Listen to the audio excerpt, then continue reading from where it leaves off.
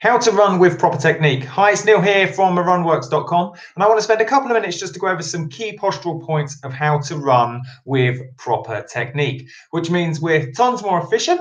A lot less effort is put in, which means we enjoy each and every training session even more and the race itself, but also we avoid injury and train smart. So as you can see on screen, if we work from the feet up to the knees, the torso, the shoulders, the elbows, the hands, the head, the shoulder, there's a lot to work on.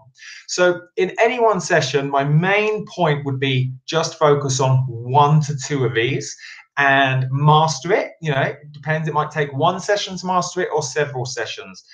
There's no fixed rule for that. But before you move on, make sure you have mastered each point. And the best place to start would be the feet, leading up into the knees, into the hips, and work our way up the body. The feet, they're the point we make contact with the floor. That's the impact, and whatever happens at the feet is going to affect the knees, the hips, the torso, the shoulders, the arms as they swing, and final point, the head, and therefore our breathing as well. So not just from an efficiency or physiological and anatomical perspective, we also want to be able to enjoy it as well. So from a psychological perspective, this is going to pay dividends for you. So if we focus at the feet, we want those tracking forward. So imagine you're standing in the middle of a big clock and 12 o'clock is directly ahead of you. We want our toes tracking forward to 12 o'clock at all times. If the toes are pointed in or out, we're going to be spending a lot more energy to move ourselves forwards, and we won't be that efficient. So focus all the time to track the toes forwards. And this might be a slow progress to actually get your feet to track forward. So it may take several sessions and potentially even several months for you to make it a habit every session you go out to track the toes forward automatically. And as we move up the body, we want our knees in line with our toes. So again, our knees tracking forwards to 12 o'clock. So try to avoid the knees turning in or turning out. And one good way to help that is to focus on what's happening at the hips. So a lot of people, when they run, they have quite a big hip hinge. So they're leaning forwards from the hips. In an ideal world, we want our hips facing forwards and nice and proud, which puts us into a nice lot of extension in the hips. So I say, imagine 2 headlights, 1 on each hip facing forwards.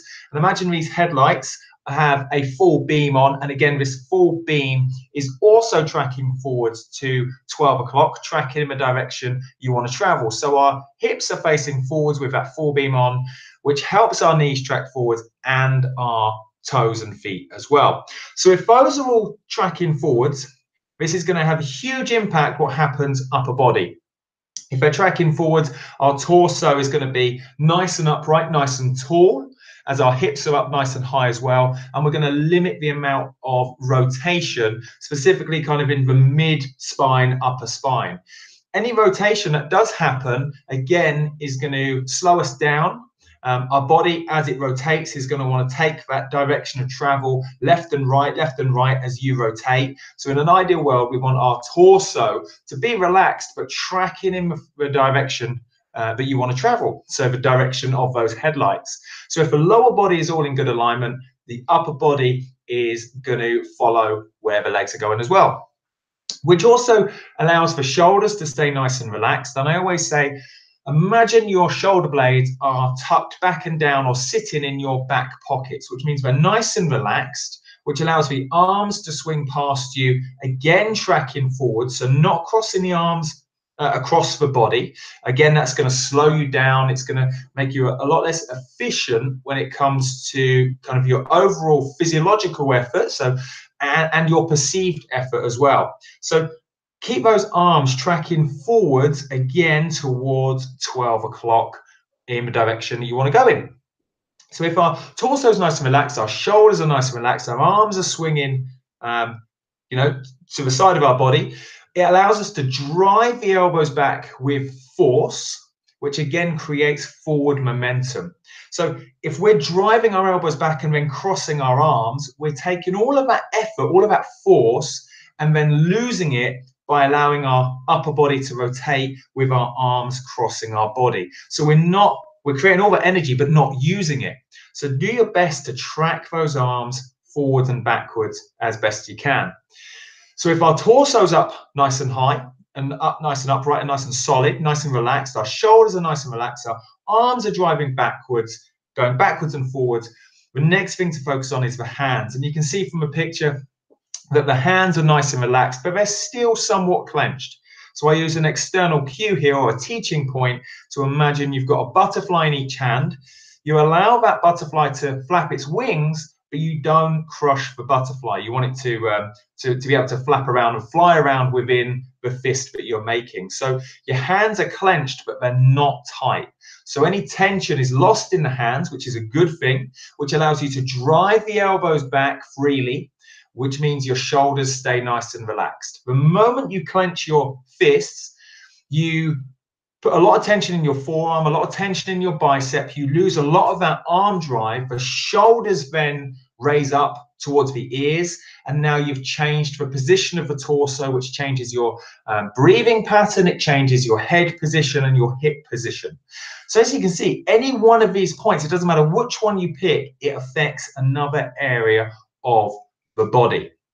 So let's just recap. Feet tracking forwards, knees tracking forwards, hips tracking forwards, standing up nice and tall, which means the torso is nice and solid, nice and upright, nice and stable because it's got a solid base. The shoulders are relaxed back and down.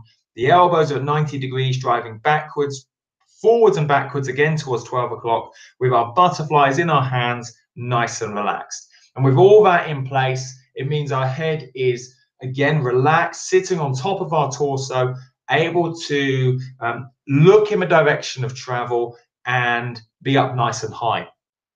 Think of it from a training perspective, a training session or a race. You hit fatigue, you're tired, you're going uphill, downhill, it doesn't matter the terrain, but you're tired.